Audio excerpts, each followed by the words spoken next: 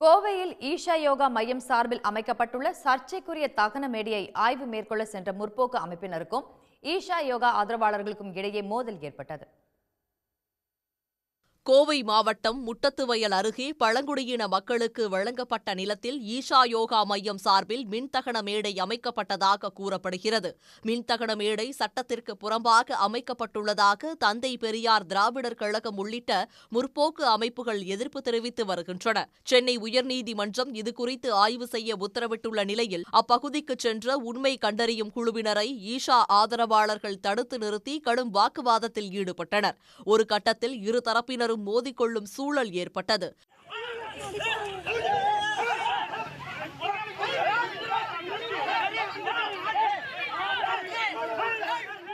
சம்பவ இடத்திற்கு வந்த ஆளாந்துறை போலீசார் இரு தரப்பினரையும் சமாதானப்படுத்தி அனுப்பி வைத்தனர். உடனுக்குடன் செய்திகளை தெரிந்து கொள்ள சன் நியூஸ் பெல் ஐகானை கிளிக் பண்ணுங்க.